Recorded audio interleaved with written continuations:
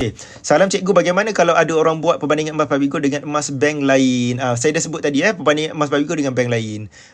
Saya suggest pergi buat, siapa rasa ragu-ragu dengan Public Gold, pergi buat cari pengalaman sendiri, pergi beli emas dekat bank dan pastikan emas ni ada kat tangan. Lepas tu buat perbandingan kos ni macam mana, harga mana lagi murah. Kalau sekadar tunjuk nombor, saya pun boleh tunjuk nombor harga murah, harga tinggi. Tapi nak beli emas, saya tak ada emas. Nak jual, saya tak beli balik sebab saya tak ada modal, sebagai contoh. Dia bukan sekadar tengok nombor dekat website. Public Gold ni nak tengok nombor dia, tengok ni, mobile apps, klik shop. Nombor semua orang boleh letak. Persoalannya bila contoh PG Sell ni Public Gold jual. Public Gold jual, masa kalau kita nak beli, tengok harga ni. Boleh tak company tu jual emas yang kita nak ni sebanyak yang kita nak pada harga ni? Kalau sekadar nak publish harga, semua syarikat boleh publish. Soalan dia boleh deliver tak apa yang dia publish? Okay, itu penting. Jadi kalau bank, dia tak mudah nak dapat emas fizikal. Tak mudah sebab dia itu bukan core business dia. Public Gold sebagai contoh, tuan-puan tengok, okey, harga 1000 gram 1 kilo hari ni 400,000, 411,000. Saya nak beli 10 kilo, boleh pada harga ni, boleh.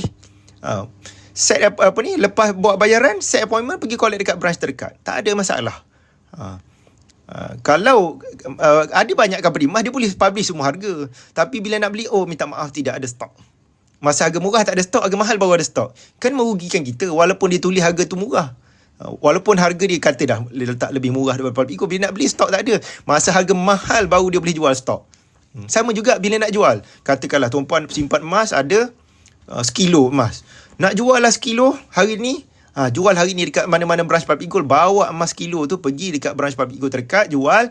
Dalam masa 2 hari bekerja, 3 hari bekerja, emas tu, duit tu masuk ke akaun tuan-puan. Ada banyak tempat bila nak jual balik, contoh nak jual balik, minta maaf, resit ada, resit tak ada, kita tak beli balik. Resit ada, resit ni nama orang lain, minta maaf, kita tak beli balik. Bank macam tu ada kedai emas, resit hilang, resit hilang harga lain. Contoh, harga ditulis katalah sekilo 386,000. Resit hilang, tak, kita akan potong 25%. Ada saya tak nak mention kedai emas mana apa semua, tapi saya tahulah ada kedai emas macam tu. Okay, Public Gold tak ada masalah, asalkan emas tu lane, harga sama je Public Gold beli. Okay, kalau harga Public Gold, emas Public Gold dekat sini. Harga emas bukan emas Public Gold, kalau tuan-puan ada barang kemas lama, dah cala, kemek, bengkok, putus, patah semua, Public Gold beli ni. Barang kemas yang bukan Public Gold pun Public Gold beli, tengok. Ni harga emas 999, ni 916. Nampak ni harga. Transparent, Public Gold sangat transparent. Tuan-puan nak jual 10 kilo pun tak ada masalah, Public Gold boleh beli dan Public Gold boleh bayar.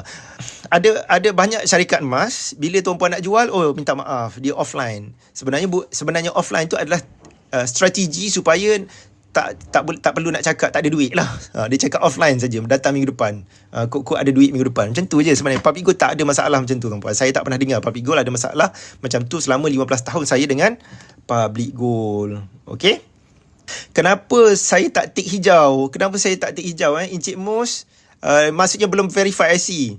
Okay, kalau dah submit IC, dah upload IC tapi tak keluar hijau, dalam masa 2-3 hari tak keluar hijau lagi, pergi contact introducer akan bantu untuk submit balik dekat Public Gold. Mungkin kena reject, biasa kena reject tu IC tu, Public Gold akan email, tapi banyak orang tak check email.